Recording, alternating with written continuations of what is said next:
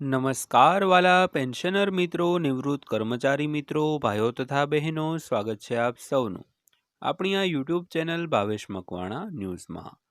તો પેન્શનર મિત્રો, આજની તારીખ 22/7/2026 વાર બુધવાર। તો આજના આ વિડીયોની અંદર આપણે વાત કરવાના છીએ ગુજરાત રાજ્યના પેન્શનરોને 1 ઓગસ્ટથી મળશે પેન્શન વધારા ઉપરાંત 5 મોટા લાભો। તો પેન્શનર મિત્રો, ગુજરાત રાજ્યના પેન્શનરોને જે 1 ઓગસ્ટથી પેન્શન વધારો મળવાનો છે અને તેની સાથે 5 મોટા લાભો પણ મળવાના છે, જેની આજના વિડીયોની અંદર આપણે ચર્ચા કરવાના છીએ। તો આજનો વિડીયો તમે ખાસ કરીને અંત સુધી જોઈ લેજો।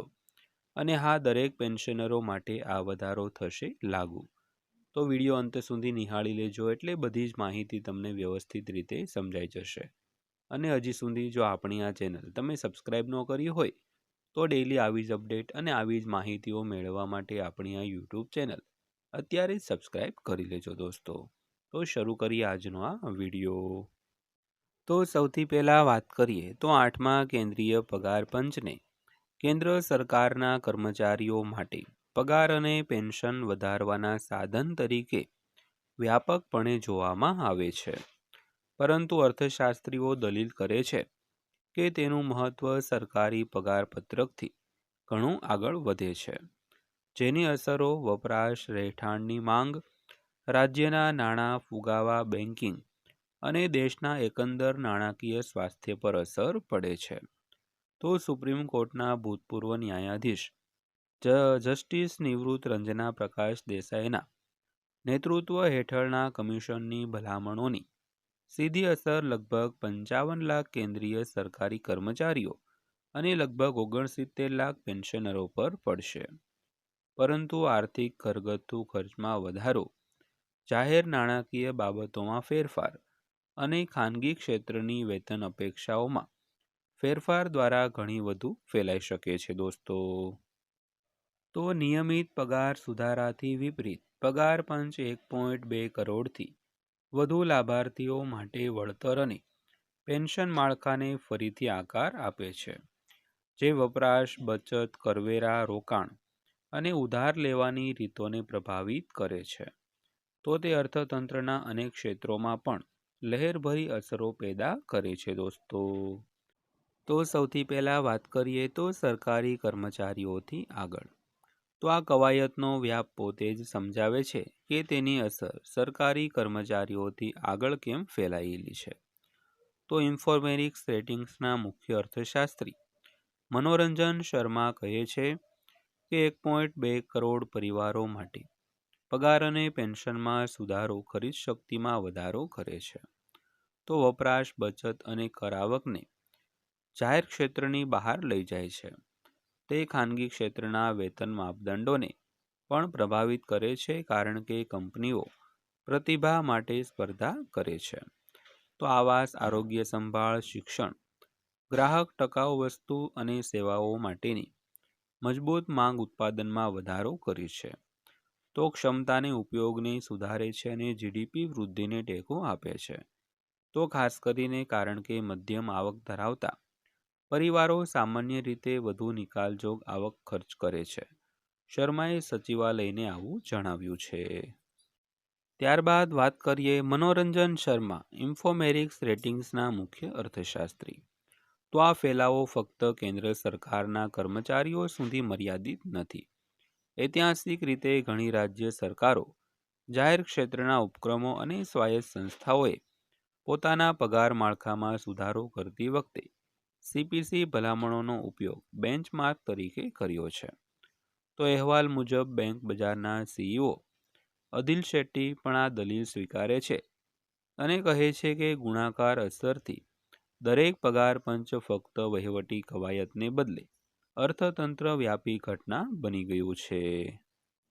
તો ઊંચા પગાર અને પેન્શન સામાન્ય રીતે વધુ ખર્ચપાત્ર આવકમાં પરિણમે છે, જે અર્થશાસ્ત્રીઓ કહે છે કે હાઉસિંગ, ઓટોમોબાઈલ, શિક્ષણ, આરોગ્ય સંભાળ, મુસાફરી અને ગ્રાહક માલ પર ખર્ચને પ્રોત્સાહન આપે છે।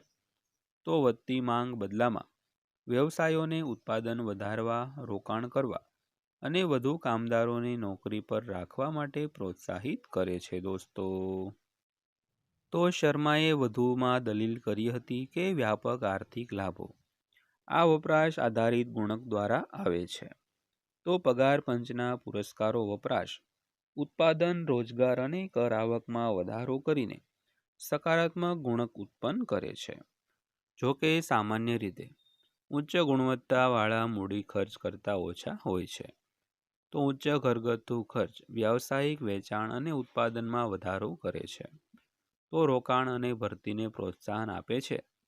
વધારાની આવકનો એક ભાગ થાપણો અને નાણાકીય સંપત્તિઓમાં પણ વહે છે, જે બેન્કિંગ સિસ્ટમ અને રોકાણ ધિરાણને મજબૂત બનાવે છે, જેનાથી પ્રારંભિક નાણાકીય ખર્ચ મજબૂત વૃદ્ધિ અને ઉચ્ચ આવક દ્વારા આંશિક રીતે પુનઃપ્રાપ્ત થઈ શકે છે તેવું તેમણે જણાવ્યું હતું.